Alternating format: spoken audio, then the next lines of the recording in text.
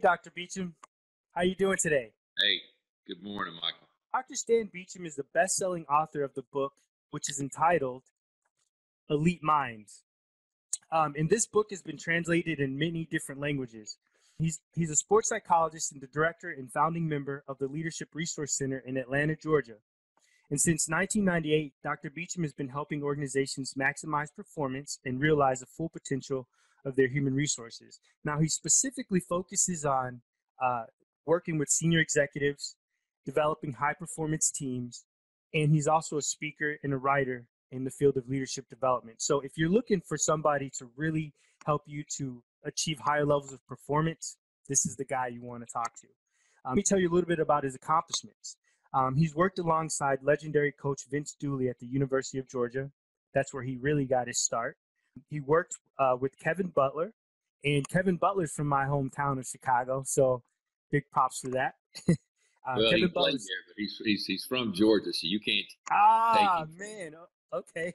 Well, I stand corrected on that, but it's still pretty awesome, and we still, I we still understand love y'all him. want to claim him. That's okay. He's also started the sports psychology program for the athletic department of UGA. How long has that program been going on now? I started at 94, and I stayed there full-time through 98 for 4 years. And I still work with some of the teams, but it's not what I do full-time. But it did from 94 to 98, that's all I did. Wow, yeah. That's pretty impressive. And you've also worked with some of the best athletes in the world, just in the field of Olympics and great runners, just great athletes in general. So this book, Elite Minds, is definitely a book you want to read because you're talking to somebody that is an expert in their field. So I just had a few questions I wanted to ask you. Sure. Number one, how do you define the term elite minds? Like when you define it, what does that mean to you? Well, what I'm trying to convey there is that we all have a mind, and what I mean by the mind or the brain is it really focuses on a couple of specific activities, right? So if you think of your brain as a factory, okay, what does it do and what does it make? Right. And what most people realize is that my brain makes up thoughts, it thinks, right? And then my brain has an emotional response, it has emotion. And for most people, their experience is that their thoughts and emotions just kind of naturally happen to them. That they don't have the level of consciousness that you realize that I can actually think about something or not think about something, right? Right. Or I can have an emotion, but realize that I made it up. So most people, they so over-identify with their thoughts that they essentially, their identity, if you will, becomes their thought process and even their emotional process. And you can hear it in people's language, right? So people don't say, I think bad thoughts. They would say, I am a bad person. Or people don't say, I feel sad. They say, I am sad. You with me? Yes. So the first step is getting people to develop the ability to observe themselves. Specifically, I can have a thought, but I can observe that a thought in the same way that I could look in a mirror and see my reflection in the mirror, but realize that reflection in the mirror is not me. I am separate from it. And so in order to develop an elite mind, you have to, number one, develop the ability to observe your own thought process. In other words, I am not my thoughts. I have a thought, but I am not my thought. In the same sense that you might say, I have a car sitting out in the driveway, but I'm not the car. But when I sit in the car, I surely feel better about myself, or I feel worse about myself, right? But I'm not the car. So the elite mind is the ability to have a thought and understand that you're making that thought and you're not that thought, and you can change that thought, you can alter it, and that you have an emotional experience, right? But it's not that I am sad, it's that I am having the emotional experience of sadness. You follow me? Yes. So that's really what I'm trying to get people to do is instead of being a slave to your mind, let the mind be your slave. In other words, you dictate to the mind how you want it to be versus the other way around. All right. Okay. Now, what would you say is the difference between someone that possesses this elite mind? You've kind of answered, I think. Right. And it's the ability to observe self, right? So if you Right. think about what, psychologists, what all of us do in general, people come to us and they basically say, my life is going one way, but I want it to go another, right? Sure. Right. So then how do we get people to, essentially regain control of their life? And it's the ability to observe self. So in other words, with any psychologist, you might share a story with a psychologist, but they're going to say something back to you with the intention of you developing some awareness, right? Sure. This ability to observe self. And what I mean by that is thought process and emotional process and ultimately behavior, right? Right.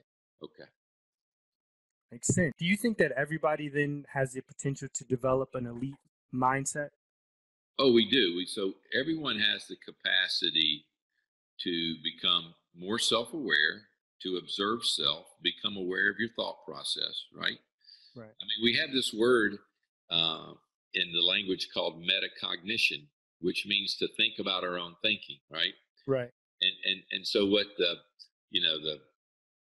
scientists have told us, psychologists, behaviorists, whomever, biologists, is that what separates us as humans from the other animals is we have the ability to think about our own thinking.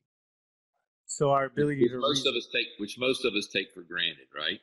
Yes, we do. Yes, and so when you start thinking about your own thinking, you create this space between, what some religions talk about, the self or the ego, and then the true self or the spirit, right? Right. And so this ability to separate that and have this conscious awareness, or to think about my own thought, once you do that and you quit over identifying with it, you're playing a whole different game than everyone else is doing. And so most people who practice psychology, they're doing that in some form of fashion, right? Right. So in other words, what you're looking for with this aha moment is, if you will, is when the person says, I never thought about it like that, or I never saw it that way before, right? So this shift in how I see myself and how I see myself in relationship to the other or to the world, that's what we're trying to alter, okay? That's what we're trying to move. How does that play itself out, for instance, in the sports arena or in the corporate world? Yeah. So for an athlete, so I work a lot with golfers, so let's just use golfing as an example. So most golfers, what they do is they go out and say it's during competition, and they go out and play a round of golf, which takes somewhere between 4 and 5 hours, okay? And at the end of that round of golf, they have a piece of paper in their back pocket, right? They pull that piece of paper out, and at the end, they write down a number, okay? And based upon the number that they write down, that immediately dictates how they feel about themselves, okay? So in other words, if a golfer writes down a 65, it's a par 72 course, he or she's going to feel good about themselves, right? Right. Man, I did great today. I feel good today. I'm so happy, because they wrote down the number 65. If they wrote down the number 85, right, they would feel terrible about themselves. They go, oh, I can't believe how bad I am. I'm the worst person in the world. I'm a loser. I'm never going to amount to anything. I have no future in this sport. If you think about people in business, the numbers that they write down are more financial in nature. I mean, there's some metric. But what I've realized is that the commonality between sport and business, or any performance, is there's metrics of performance. And for most people, whatever's on the scoreboard, okay, whatever's on the Excel spreadsheet, that number dictates how we feel. I mean, for the average person who's kind of listening to this, I mean, when you pull out your checkbook, of course, nobody really carries a checkbook anymore, right? It's online. But when you pull up your account online and you look at how much money you have in your checking account, doesn't it affect how you feel about yourself? Some days it does. Yeah. So if there's a lot of money in your checking account, you feel really good. And if you've got $20 left, you're like, oh my gosh, what am I going to do? So there's this, there's this outcome or result or measurable number that we're all playing a game. We're all measuring something. We're all keeping score with it. And it's so difficult to understand that I am not my result, or I am not my outcome, right? even though those things matter and important. Because once it becomes that important, it dictates your life. It dictates how you feel about yourself. It dictates what you're going to think about, what you're going to believe. It's going to dictate how you treat other people, and it's going to ultimately dictate how you perform again. And so even though there's things in life we have to measure, what I find in the Western world is that we're so over-identified with how much money we have, or how much stuff we have, or, have I earned my degree yet, or, whatever the measurement is, that it really does keep us on a roller coaster. What's interesting now is those of us in the Western world, we live at a time now where we have more stuff, we have more success, we have more resources than man, woman has ever had, right? I mean, Right. in that material, physical sense, we've kind of made it. But yet we're not any happier. And in fact, the research suggests that we're less happy, right? I've read stuff that basically says 1 in 4 Americans has a diagnosable psychological disorder. Wow. And the majority of those are anxiety disorders. So 80% or 1 in 5 of us, if you will, has a diagnosable anxiety disorder. Well, what's anxiety? It's just a fancy way of saying afraid. Yep, Right? exactly. I mean, we say anxious, stressed, worried, but ultimately it's fear. So here we are, we're this group of people who've achieved at a very high level. So the scorecard looks really good, and we're running around afraid. Can't perform well that way. And the question is, what are we afraid of?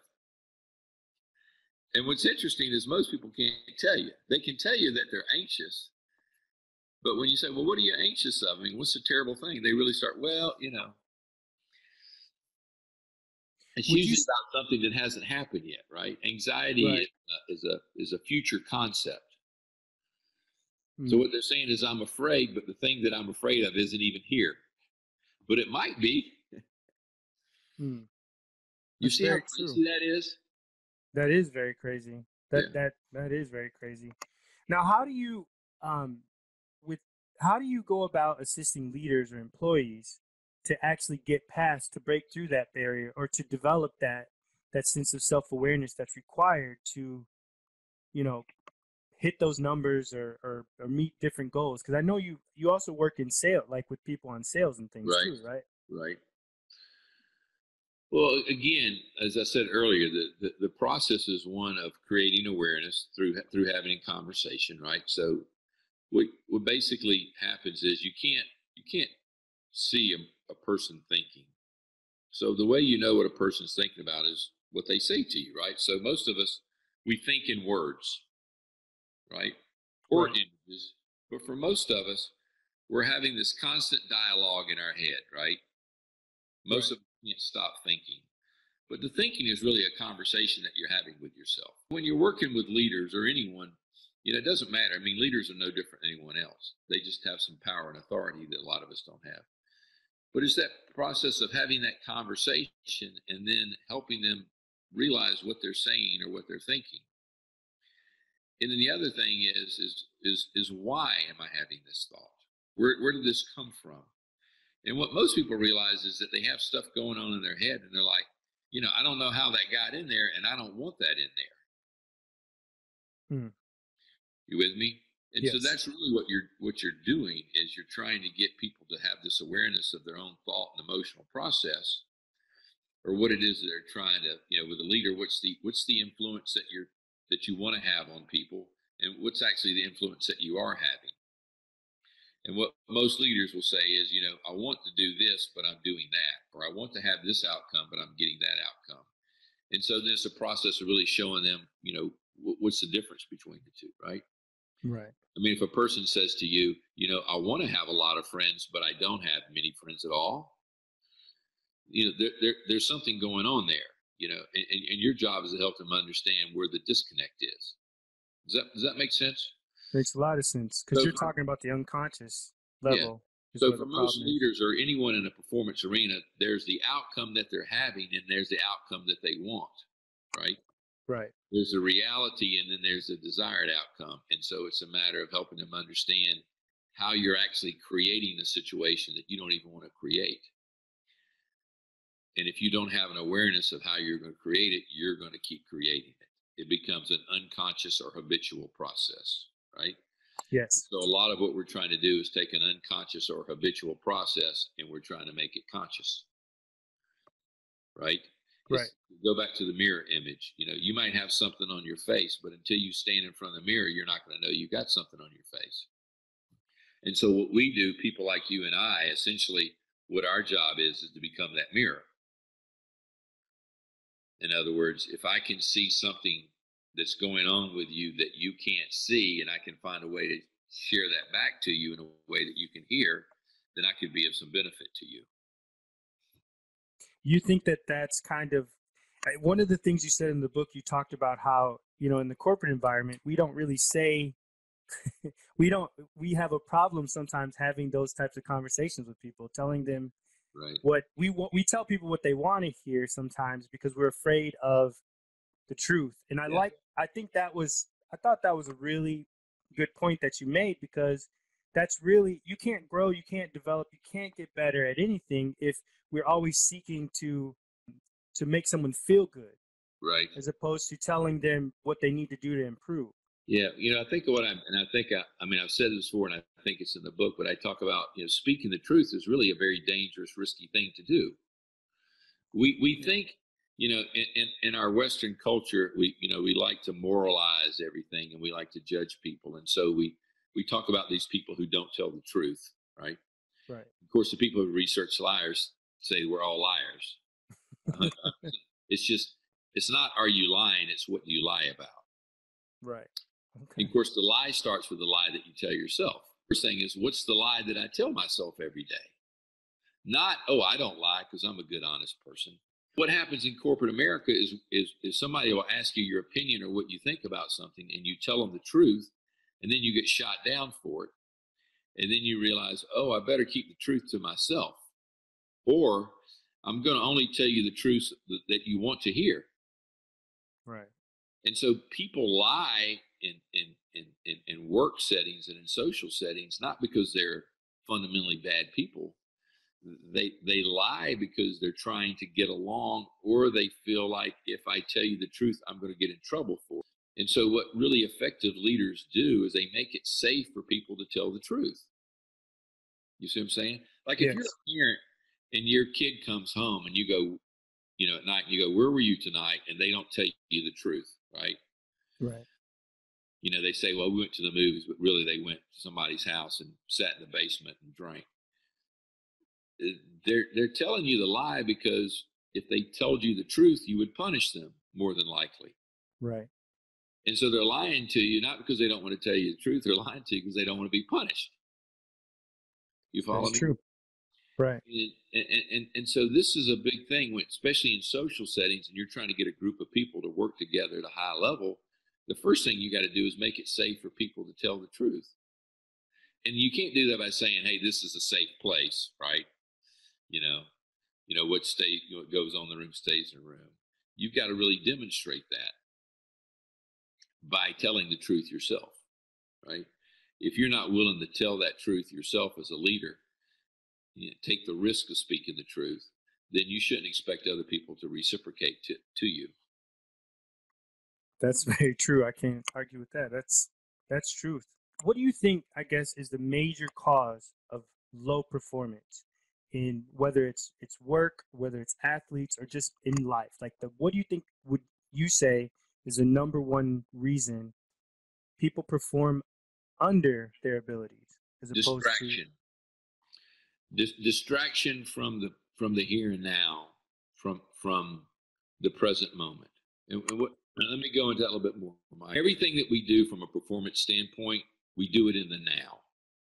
Okay? You don't do anything in the past, and you don't do anything in the future. In fact, the past and the future aren't really a thing. They're mental concepts. Okay? The past is a thought. It's a memory. The future is a thought. It's not a thing.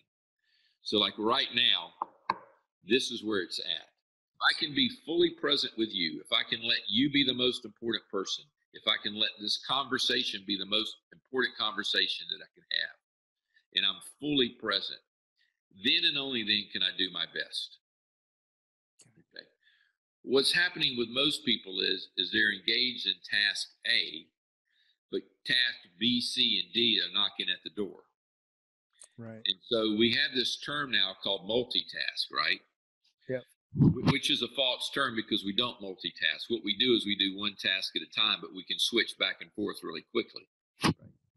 So we got all these distracted kids who we have on Adderall and Ritalin, right? We've given the diagnosis ADHD because they live in a culture where they've got, they're looking at the computer like you and I are. Then they've got the phone here, right? And then they got something else going over here. And so I'm trying to have a conversation with you, but as I'm having a conversation with you, I'm looking at my phone every now and then I'm looking out the window, and I'm thinking about, what's going on with the solar eclipse right now? And as my mind keeps jumping off of you, it impedes my performance because I'm distracted. Okay, so when you look at if you look at the research on the zone or people being in the flow, which really is optimal performance, what you find is that the mind is really quiet. In other words, the mind's not doing a lot of thinking. It's just being present. It's observing, sensory perception. And so this is the number one problem that we have. Not that we need to try harder, because that's what Western culture says, right? It says, if your performance is poor, you should try harder. You should do better, right? And we all go, yeah, that's my problem. I'm not trying hard enough. But distraction is currently the result of trying hard, right? In other words, instead of trying to do one thing right now, I'm going to try to do three, right? Which means I'm trying hard, I'm going to do better. And it's just the opposite. In other words, most people, they would improve their performance not if they added one more piece. I talk about a Lego system, right? If you think about your life as a Lego system, you always want to add on one more piece, one more Lego. For most of us, we need to take some of it off. So think about improving your performance by not doing something versus what most of us think is, if I can just do one more thing, if I can add something to it, then I would do better. What I'm saying, think in terms of what could you stop doing that would enhance your performance? In other words, what's distracting you? And for most of us, it's a thought. And you know what that thought is? What? I'm not good enough. Yeah, that's true. That's true. Yeah.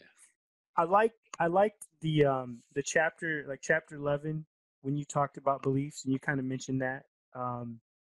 And one of the biggest things I thought was pretty powerful is in chapter 5, you talked about the myth of 110%. Right. And that, I think, is another, you were spot on with that. And that's on page 47 if anyone wants to look at that. Now, Mike, you got the first edition of the book. Oh. So there's a second edition of the book that has some additional information in it. So, okay. So if somebody's listening, they got the second edition. It's probably not going to be page 47. Okay. The edition that you have is not even for sale anymore. Okay. Well, in that case, what I'll do is I'll update that information when I. Yeah, no, that's no problem. I didn't want people out there listening to the podcast to be confused, because there are two editions. The one you referred to is the first edition. There's a second edition that McGraw-Hill published last year.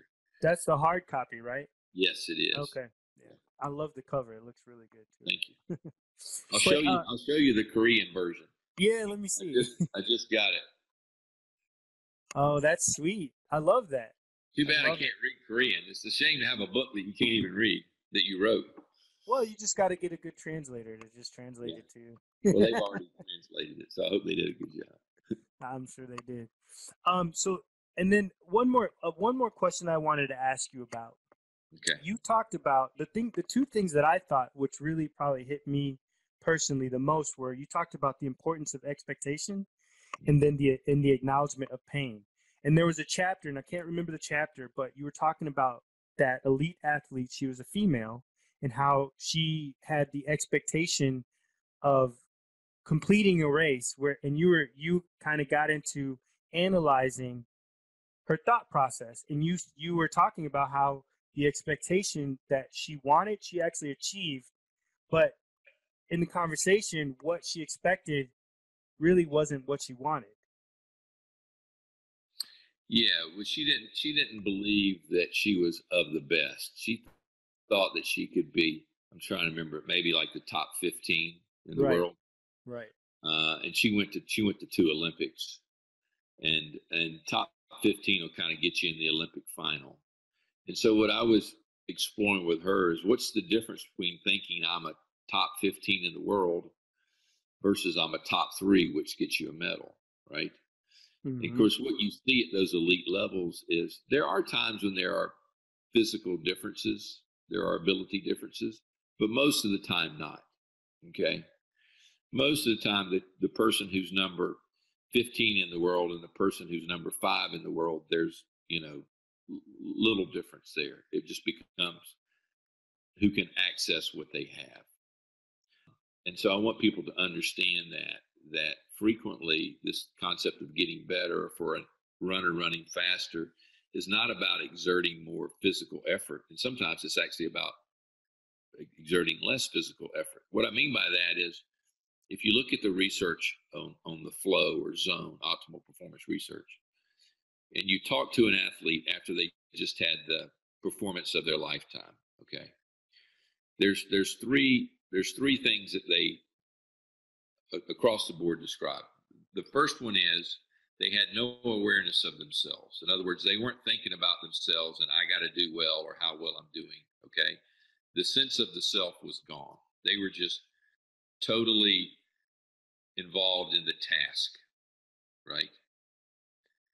The second thing is, it was experience of effortless, though. Even so, for a runner, even though they were running fast, it didn't feel hard. It wasn't as if I'm resisting something. It was more like I'm going with the flow of it, right? Mm-hmm. So selfless, no awareness of self, no thinking about how am I doing? Am I going to do well enough? No sense of great effort. In fact, it felt easy. The experience was easy.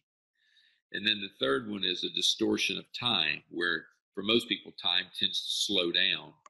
And also in sports, say like baseball, the ball would get bigger. Okay. Or in basketball, the hoop would get larger. So your sensory perception is distorted when your mind gets quiet. If you shut down the prefrontal cortex and quit thinking, the rest of the brain, and even the part of the brain that moves the body, works much freer, because the thought process just simply gets in the way. It's like traffic. Okay. I mean, think about, if you could drive across town and nobody else was on the highway, how easy it would be. Way faster. Yeah. So for most of us, thinking really is like creating traffic. It becomes obstacles for you to get where you want to be. How would you apply the concept of expectation to the average person, though? Like, in the way that they approach their goals. So, just the average student or the average mother, father, worker. Well, I think we should start with this, and it's just a simple statement, which I think is fact, which is, I don't know what I'm capable of doing. Okay. I know what I've done in the past. But I think for most of us, if you get people to sit and talk honestly, they'll tell you, yeah, I haven't really reached my full potential. Would you agree? I totally agree. Start with that, is that I haven't done all that I'm capable of doing. And the reality is that most humans will go through life and not do that. So if I have a goal, what if there's a goal that you might have a chance of not hitting? Right. So I talk about this with goal setting, right? So if you put a goal out there that you're 100% sure you can hit, you're playing it safe. You're not going to reach full potential. Pick a goal that you're going to be about 60 or 70% sure you can hit, which means you got a 30 or 40% chance of failure. Set your goal that way, because even if you fail to hit it, you're probably going to outperform what you've done if you've done a 100% goal. You follow me? I do. That makes sense. So when it comes to living into our full potential, it's kind of like getting to the cliff. You got to jump if you want to feel the water, right? If you want to find out what you're capable of doing, you have to be willing to go into a place that you've never gone to before, which is initially going to be scary. This is true. But what a hell of a way to live, you know? I mean, who wants to live the same day over and over again? I think the fact of the matter is, you know, what's true about humans is we all have fears and we all have dreams. And we need to be honest with ourselves about what am I afraid of? And we need to be honest with ourselves about what is my dream, or, you know, what do I really believe I'm capable of doing if I would get out of my own way? And we need to speak truth to both of those things, right? And we need to surround ourselves with people who will speak the truth to us. So that when I'm playing it small or I'm playing scared, I need somebody to say, you know, you're playing scared.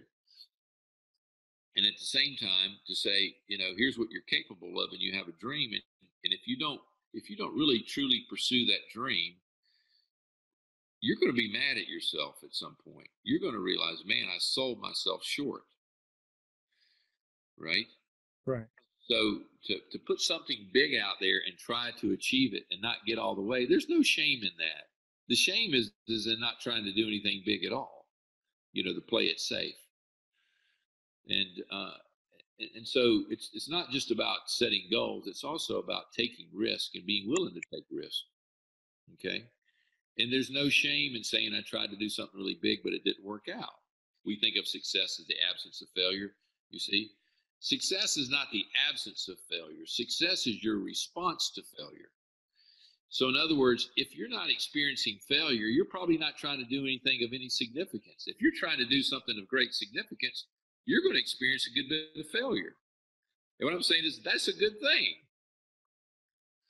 right? Yes, that makes a lot of sense. Now, the very last thing I wanted to ask you is this, and I know this isn't the most updated copy, but what would you say are just the three key takeaways that you would want people to get from the book? The three things that you think are most important that we need to just make sure that we hone in on. Well, I think the first thing that we need to pay attention to is that we have a belief about ourselves. And most people's belief is I'm either good enough or I'm not good enough. The people who don't think that they're good enough, they don't say it that way. What they say is I need to be better. You are good enough. And you need to use what you have right now and quit being obsessed with getting better, right? And quit staying in judgment of yourself. So that's a belief about self. The second is we all have a belief about the future, you know, and that belief is either it's going to work out or it's not going to work out. Okay. We live in a very anxious, afraid culture. And so most of the people that you hang out with, they have some real concerns if it's not going to work out. So tell yourself the truth about that. What's interesting is most people, I mean, I'm 55. Most people my age, their life has gone pretty well for 55 years, but they still have this fear that sooner or later they're going to hit the wall, right? Right. So this kind of self-imposed fear, right? So what's the belief that you have about yourself? What's the belief that you have about what's going to happen to you? And get really clear about those two things, okay? In other words, if I come to the realization that I am good enough, and I have the belief that things are going to work out for me, I'm going to live a pretty unafraid life, and I'm going to go for big things, and I'm going to achieve some of them. Not all of them, but some of them. And it'll be, a life worth living. But if I don't think I'm good enough because I need to get better and I haven't gotten better yet, and I have some real anxiety about how it's going to work out, then I'm never going to put myself out there in the arena. You know what I'm saying? I'm going to always kind of sit back and wait for the right time, as if there's such a thing. So I know you asked for three things, but I would say those are the things that I have come to see as really critical. What's the belief you have about yourself? What's the belief that you have about the future? But since you like threes, let me give it to you this way. And we can wrap it up on this. Okay. I was listening to Houston Smith the other day, who's been dead for a couple of years. Houston Smith was a comparative religion professor at Berkeley for years, wrote a number of books, brilliant guy. And what Houston said is, in his research, he says it doesn't matter when you lived or where you lived. It doesn't matter what color you are, what gender you are, how much money you have. He said there are three inescapable problems that humans have faced from the beginning of time and still face today. The first inescapable problem is one of, I'll call, resources, having enough. So 1,000 years ago is do I have food, right? Where am I going to get food? And am I going to have a safe place to be? I'm going to have shelter. For us today, most of us don't plant a garden in the backyard. We go to the grocery store and buy. So the resource is money, right? So the first inescapable problem is, do I have enough money? Do I have a nice enough house, or do I live in a safe enough neighborhood, right? Or do I have enough money for retirement? So this is the first inescapable problem, which I would say is an economic problem. It's one of resources. The second inescapable problem is relationships with others, right? That when you talk to your friends and, hey, how's it going and what's going on, almost always they'll tell you about some drama that's going on between them and someone else, right? Well, Right. I just met this girl, or my girlfriend just broke up with me, or I just got in a fight with my boss, or my wife is mad at me, or my kids won't talk to me. So these relationships that we have with others, you call those sociological. That's the second inescapable problem. And the third is the relationship that we have with ourselves, which you could call psychological, right? And what I want people to understand is that it doesn't matter where you are and how well you're doing. You're going to constantly come back to these three things. Or once you get the economic challenge resolved, it will show back up, right? Right. Once you have all your relationships in perfect place, guess what's going to happen? One of them is going to go off the edge, right? And so you're going to have to go back and deal with that, right? You're going to go through a period of time where you're going to feel really good about yourself. And guess what? You're going to wake up one morning and you can't stand the sight of yourself. So these are Smith described them as problems, but what I really think of it is, that's the human condition, right? Mm. These are the things that we're going to constantly struggle with. And it's not a bad thing that you're struggling with them. This is what we as humans do, right? We try to get enough resources to sustain our life. We try to get along with the people around us, and we try to make peace with ourselves, okay? This is what we do. And there'll be times when it'll flow smoothly and easily, and there'll be other times where it'll be really difficult and you're going to need some help. And it's okay to go get some help, or ask for help, or phone a friend. But this is what human beings are in the business of doing, is resolving those three things. And it's an endless cycle. Wow. Dr. Beecham, thank you so much for taking the time to talk about the book Elite Minds. And I'm going to make sure that I let more people know about the book. A lot of people already know about it, but I'm going to let more know that they need to read this book. Thank you so much for your time. Okay. Take care. Bye.